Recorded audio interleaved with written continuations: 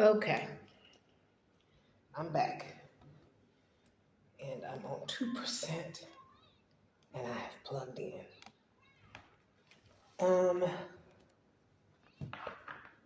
Pimpology, 48 laws of the game. I'm gonna put my talking shoes on while I talk to y'all. Law 6. When pimping begins, friendship ends. There is little friendship in the world, and least of all between equals. Sir Francis Bacon. The pimp game is a lonely one. Gorgeous Dre. The life. At 16, I used to roll with this veteran pimp I admired named Aquarius. We were really tight. I even gave him one of my gold chains to wear. We would ride around the track in Milwaukee while he schooled me on the game. I had just one hoe, Dirty Red at the time, and I was looking to get more. Aquarius taught me about knocking a pimp for a hoe. He told me that a hoe is not supposed to look at a pimp who is not her own. It's called reckless eyeballing. If a hoe is caught doing it, it means she is ready to choose a new pimp and be knocked. Aquarius taught me how to sweat a hoe who was out of pocket, eyeballing another pimp. I couldn't wait to test out my new knowledge on the track. I caught this hoe Bridget reckless eyeballing me, and I started sweating her hard. Now Bridget was Aquarius's hoe. But Aquarius himself taught me that all's fair in the pimping game. When we were out together, he even said to me, if you see one of my females out of pocket, knock her. I took him up on it. Say, female, I said to Bridget, that Negro you with will probably need a walker and some bifocals in 2 years. He's a senior citizen. You need to get with this young pimpin' over here. Bridget was 18, I was 16, and Aquarius was about 28, which made him an old man in the game at 28, y'all. I thought the game was for females, right? It's about the same.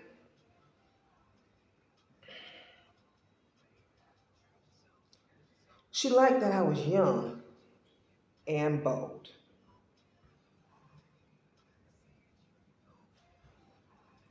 Me and you are both young, I told her. We can get this money. In 10 years, we can be riding in Benzes and living in mansions. He sold her a drink. She says, I want to F with you. You're cute and you're my age. I can't believe women fall for this, but yeah. I told her to get in my car. At this point, I was driving a Cadillac. I didn't have a legal license, but I had been driving since I was 12, and I had enough money to buy my own car. I told Bridget to get in the front seat and throw all of her money, which was about $400, on the back seat.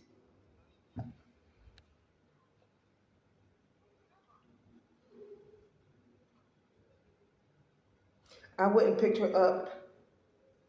up her from where she was staying, and from that moment on, she was my hoe. I was eager to serve Aquarius. I thought he would be proud of me for using what he taught me. I called him, man, I got some news for you, baby, that you're really going to use. I said, very excited. I got that Bridget female I told you I was going to get to be good at this. Shh. There was silence on the other end. Man, F you, he finally said and hung up on me. Aquarius was really mad. He wasn't speaking to me, and he started to pour salt on my name, telling the other pimps that I wasn't. Shh.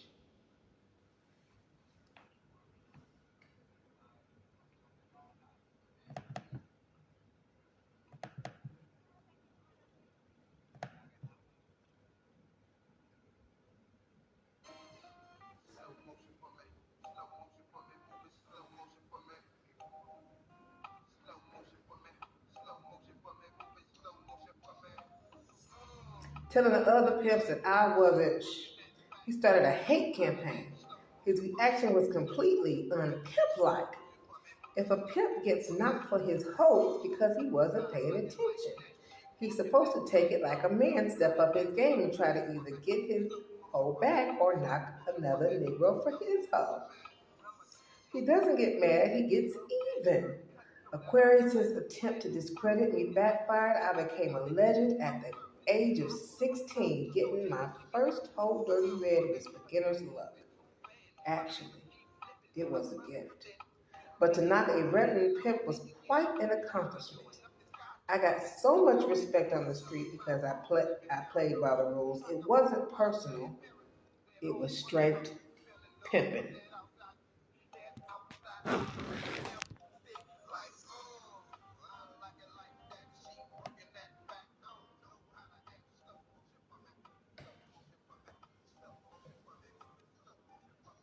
Whew. The ism. A pimp has allies, mentors, running patterns, and agents, but it's impossible for a pimp to have true friends.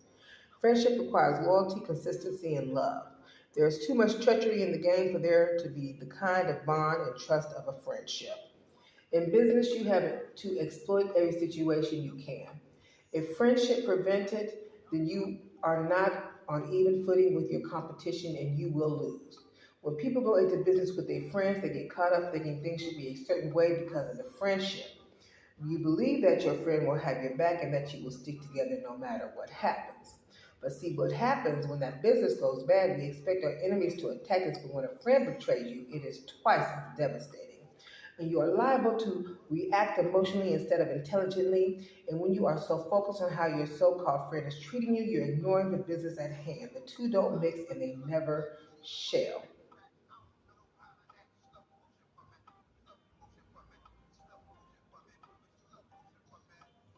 We're about to head to Law 7.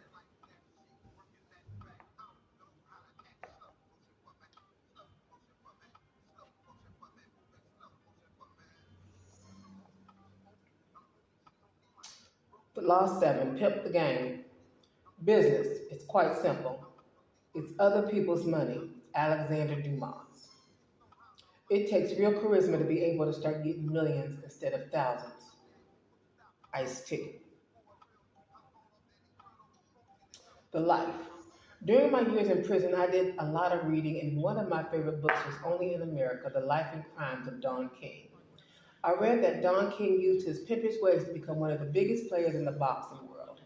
Here was a man, a black man no less, who had been in the joint for killing a man. He was able to come out and not only make a living, but get a whole bunch of people to buy into an image he had created. He made himself into a king, not just a name, but all the way to that crazy hair he styled to resemble a crowd. Y'all stop talking about Don.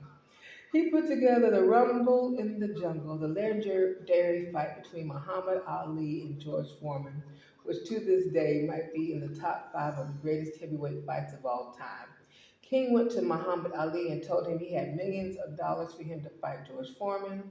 Ali wanted his title back anyway, so he signed. He went to Foreman and told him he had millions for him to fight Ali. Foreman believed him and he signed too. King had nothing, but he now had a contract with both Foreman and Ali agreeing to fight one another. This is hilarious. Oh, I was not trying to. I just noticed. I couldn't understand what. Hold on.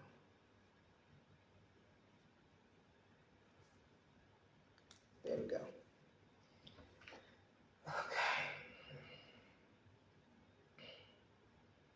He then went to a promoter with the deal and got the backing he said he already had.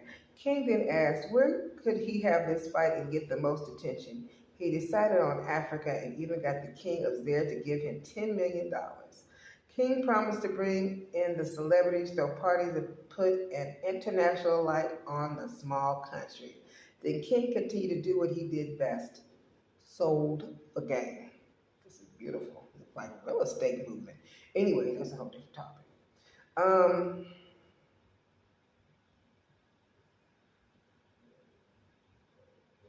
he came up with a catchy name, Rumble in the Jungle, and the rest is history. Don King Don King pimped the game to the fullest and went on to become the greatest promoter in boxing history. King inspired me to switch my hustle and build my name so I could make my money away from the streets. You know, a pimp doesn't have a pension, so I had to make my move and utilize all the tools that I had at my disposal. The year was 1995. I was in Chicago getting my clothes custom made at Mr. K's on 89th Street when a player tried to sell me a VIP ticket to the Players Ball for $500. Dun dun dun dun dun dun dun. Well, hold on, gangsta ball.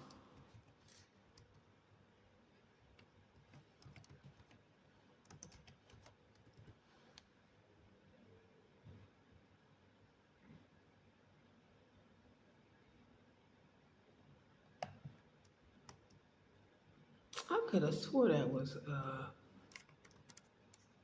see. It's been a minute.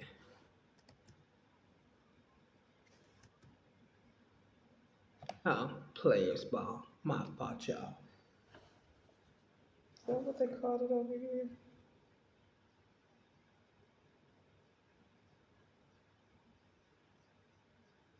Yep, Players Ball.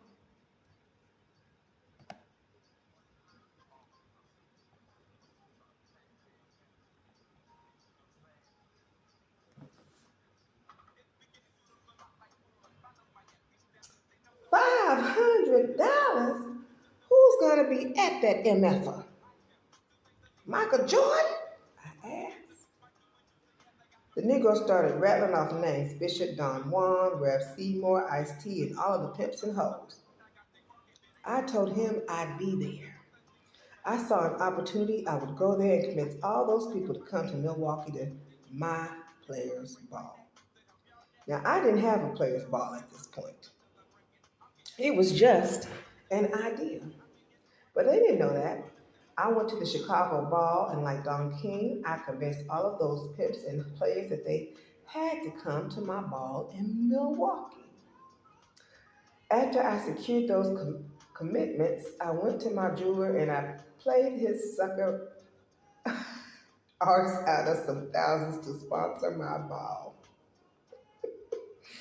I went to a few more people. I got a few thousand more sponsorship.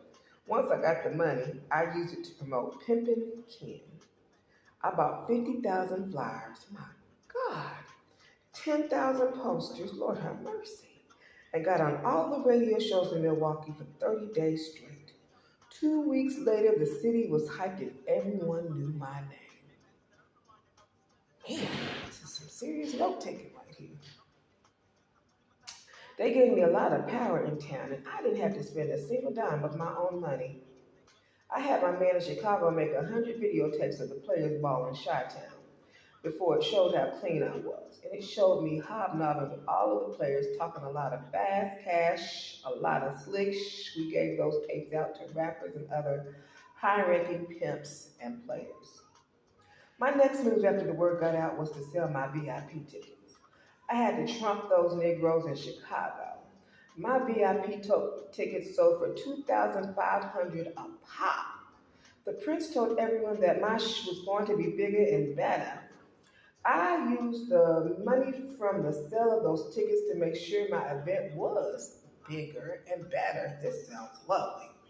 I rented out a big ballroom using top of the line items for everything. I rented limousines, ordered lots of champagne, and had the whole thing catered. I even invited HBO to film the event. Honey, let's take event organization planning to a whole nother limit, why don't we? When you watch Pimps Up, Hoes Down, you are watching my players ball. The one that helped me build the name